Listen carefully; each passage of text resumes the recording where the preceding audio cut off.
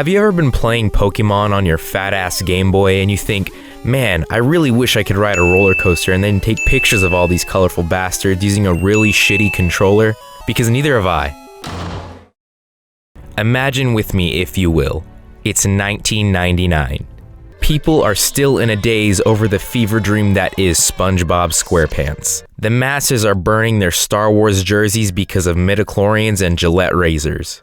You can't even leave your house without hearing the hemorrhoid-inducing vocals of Creed's Scott Stapp singing the hit song, With Arms Wide Open. Little did the niños and hijos of America know that they were about to experience the return of Jesus Christ himself in the form of an on-rails first-person camera-emulating shooter, or an Orphicus, as we in the industry call it. At this point in time, Pokemon had already taken the world by storm. Kids were learning the ins and outs of virtual dogfighting for 3 years, and we were no stranger to spin-offs either. At this point in time, Japan had already seen Pokemon the trading card game, Pokemon Stadium, and Hey You Pikachu. Stadium being a pretty decent 3D adaptation of the core Pokemon formula, and Hey You Pikachu giving kids of all shapes and sizes AIDS.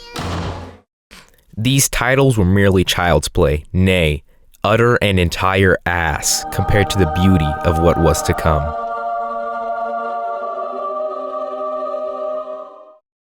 Initially slated to release on the 64DD, otherwise known as the 64 Doo-Doo Balls, the failed N64 console expansion, Nintendo declared that that was just an out-of-season April Fool's joke and the game was released on standard N64 consoles. Pokemon Snap was released on March 21st, 1999 in Japan, and July 26th here in the US, as well as September 15, 2000 in the PAL region. Apparently this game was originally supposed to be a game about Jack and the Beanstalk, and I honestly don't have any clue what that would have entailed, but let's thank the Pokemon gods that that's not what happened. Developed by Hal and Jack and Beans, the game follows Todd Snap. Ha! Get it? Snap! Because it's the name of the game. A homeless boy whose only hope of surviving childhood is indentured servitude to Professor Oak. At first glance, this game seems pretty bare bones, featuring literally only 2 characters, Todd Howard and Grandpa Gonads. This isn't a super deep game.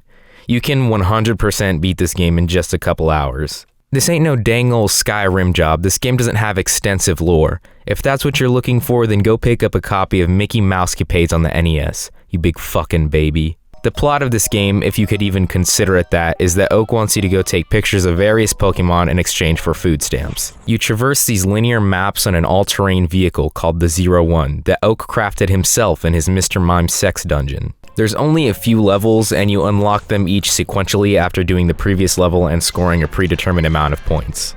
These levels, or tracks, whatever you want to call them, are only a few minutes long each. Your goal is to capture photos of all the Pokemon inhabiting the different biomes that the game takes you through. At the end of each level, you go through all the pictures you took and you're given an arbitrary-ass score based off of whether or not the photos are centered or if you got the Pokemon to react specifically to something you did, which we'll get to in a second. You can take up to 60 pictures before you run out of film. Taking that perfect picture of Mankey's taint has never been easier, but be wary of how many exposures you have left. Honestly, I don't think I ran out of film a single time during any level. 60 is way more than enough in my opinion. Once again, at the end of the level, you submit the photos to Oak's Spank Bank in exchange for a pat on the back and another day of not starving in the gutter. You only keep 1 picture per Pokemon, so if you have doubles, you pick the one you like more, the one with more points tied to it. Which, other than the unlockables, mean completely nothing, and it doesn't make a difference as to how the game plays out. Unless, of course, there's a super secret legendary ending where Sergeant Johnson kisses an elite that I don't know about. Speaking of unlockables, you start the game with just a camera. After scoring points, you unlock the Apple, Pester Ball, and Pokeflute by scoring 25,000, 72,500, and 130,000 points respectively. There's also the Dash engine that you unlock once you get the alternate ending in the Valley stage. After running through the first couple of levels or however long it takes you to score 25,000, Oak says, "What's up, dildo? Here's some apples." And there you have it. You are now given a brand new item which changes the game completely. An apple. Now equipped with an apple to throw at Pokemon, you can now interact with nearly every single one you come across, which immediately gives you the incentive to replay the previous stages while growing your score and interacting with the Pokemon more than before. After replaying the levels and scoring 72,500, once again, Papa Oak offers you a brand new toy, which is essentially just a flashbang. Now you can knock out Pokemon and flush them out of their hiding spots by throwing literal grenades at them. After playing through the levels again, achieving different interactions through the use of the Pester Ball and Apple, you probably have scored 130,000 points by then. At this point, you get a new item. This time, it's the Poke Flute that we all know and loved, but in this instance, it does more than just wake up that fat bastard that's always in your way. The flute can do a couple different things. It can hatch eggs, it can make Pokemon dance, and just interact with you in new ways. You can play up to 3 different songs, each making the Pokemon do different things. At this point, you're probably thinking, what the hell else am I supposed to do? I've taken every possible picture of Mankey's taint that I can. Lucky for you, there's still some more content to this game. After completing the secret ending of the Valley level, you unlock the Dash engine for the 0-1. You can now traverse the levels twice as fast as before, which is incredibly convenient when you're just blasting through the levels looking for 1 or 2 Pokemon you missed.